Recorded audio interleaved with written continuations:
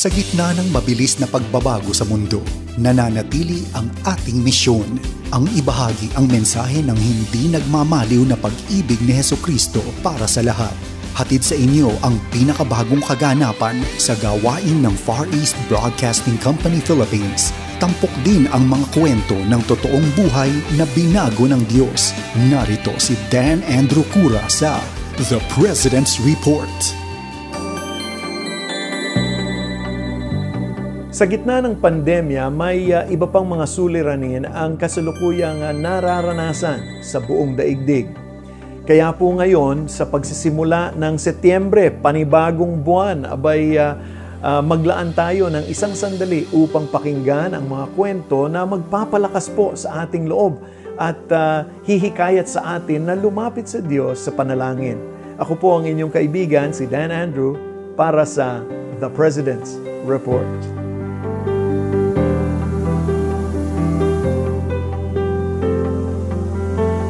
Sa kabila ng pagbabakuna at community quarantine, tumataas pa rin ang mga naitalang kaso ng COVID-19 bawat araw.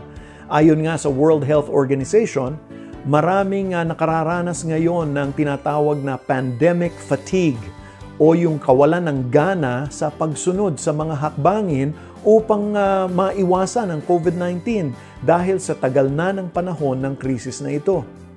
Sa ibang bahagi naman ng mundo, maraming mga tao ang naghihirap dahil sa iba pang mga banta ng buhay tulad na lang ng natural na mga sakuna at mas nakalulungkot pa ang mga giyera at kaguluhan sa politika. Maraming tao ang nagtatanong, bakit nga ba pinapayagan ng Diyos na magpatuloy ang paghihirap sa mundong ito? Nais kong ibahagi sa inyo ang gawain ng FEBC International na maaaring makatulong upang bigyang kasagutan ang katanungang ito. Kamakailan lamang ay iniulat ng United Nations Office for the Coordination of Humanitarian Affairs o UN-OCHA na ang Timog Silangang Asya ngayon ang may pinakamataas na bilang ng mga namatay sa COVID-19 dahil na lang sa pagkalat ng Delta variant at sa hindi patas na pagbabahabahagi ng mga bakuna sa buong mundo. Balot ng takot at pangamba ang mga tao dahil na lang sa epekto ng virus. Gayunpaman, ginagamit ng Panginoon ang mga programa ng FEBC upang palakasin ang loob ng mga nakikinig.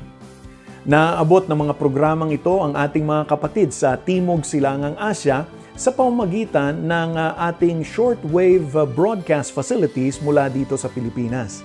Narito ang ilan sa mga mensahe mula sa mga tagapakinig natin sa Thailand at Cambodia.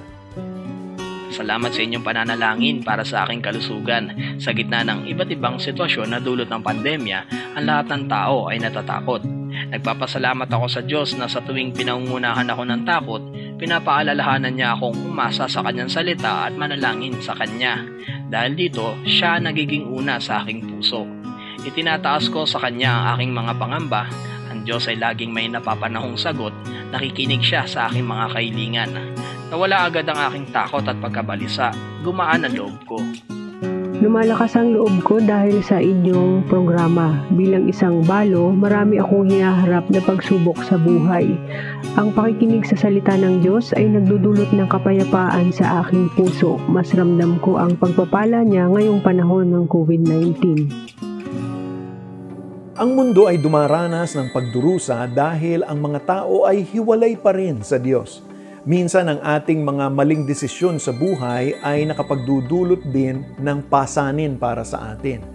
Ngunit sa ating pagdurusa ay pinapaalalahanan naman tayo na ang pag-ibig ng Diyos ay laging naroroon. Inaanyayahan niya tayo na magpahinga at isangguni ang ating mga alalahanin sa Kanya. Nagbibigay siya ng kapayapaan sa gitna ng ingay at kaguluhan sa mundo. Pinatitibay niya rin ang ating pananampalataya upang ating malampasan ang mga pagsubok na pinagdaraanan. Sa puntong ito ng ating programa, inaanyayahan kita na manalangin. Ipanalangin natin ang milyong-milyong mga tao sa buong mundo at dito sa Pilipinas na nakikipaglaban sa COVID-19 at iba pang mga karamdaman. Naway ipagkaloob ng Panginoon ang kagalingan at kanilang mga pangangailangang medikal. Naway humugot sila ng lakas mula sa Panginoon upang mapagtagumpayan nila ang pisikal na sakit at pagkabalisa. Patuloy rin tayong manalangin para sa lahat ng mga frontliners. Sila po ang ating mga bagong bayani sa modernong panahon na patuloy na nagbibigay ng napakahalagang mga serbisyo sa iba't ibang mga larangan ng trabaho sa kabila ng peligro sa sarili nilang buhay ng COVID-19. Ipanalangin din natin na ang pagbabakuna ay makatulong upang mabawasan ang bilang ng mga nauospital at siyempre ang mga namamatay dahil sa COVID-19. Manalangin tayo para sa mga bansa na dumaranas ng mga sakuna tulad ng bagyo at mga sunog o yung mga wildfires. Gayon din ang mga lugar kung saan may armadong labanan. Ipanalangin din po natin ang habag ng Diyos sa bayan ng Afghanistan. Naway ipagkaloob ng Diyos ang kanyang kaaliwan at kapayapaan na higit sa ating mauunawaan. Idalangin din natin na ang mga programa ng FEBC ay patuloy na umabot sa mga tao at makapagbigay sila ng karampatang tulong sa mga panahong ito. Nagpapasalamat kami sa Diyos sa panahong ito. Maraming mga paraan upang makaabot ang ating broadcast sa maraming tao kahit sa mga lugar kung saan hindi makakapunta ang misyonero. Tulad na lang ng mga COVID isolation facilities, mga liblib na nayon, o kahit na sa mga lugar na nasa ilalim ng hidwaan. Sa pamamagitan ng radyo, TV, social media, o kahit sa mga recorded na programs na nasa trompa, nasa loudspeaker, maririnig ng mga tao ang mabuting balita ni Hesukristo. Maraming nakararanas ng pagbabago sa kanilang buhay sa tulong na rin ng mga taong nananalangin para sa kanila. Mangyaring ipanalangin din po natin ang ating mga broadcasters, ang staff, mga pinuno at kaagapay ng FEBC. Yaong gumagawa ng mga pang-araw-araw na mga programa sa radyo. Yaong mga nakikipag-ugnayan sa mga tao online at sa mga lumalabas sa mga pamayanan upang makapagbahagi ng tulong, mga portable missionary radios at iba pang mga pangangailangan. Naway mapuspos ng banal na espiritu ang bawat manggagawa, hindi lamang upang ibahagi ang ebanghelyo, ngunit upang maisabuhay ang kanilang pananampalataya kay Kristo Jesus. Sa ating pagtatapos, nais ko pong ibahagi ang paalala sa atin ng unang Pedro, kabanatang 5, talatang 8 hanggang 10. Maging handa kayo at magbantay. Ang diablo, ang kaaway ninyo, ay parang leyong umaatungal at aali-aligid na naghahanap ng masisila. Huwag kayong matatakot sa kanya at magpakatatag kayo sa inyong pananampalataya sa Diyos.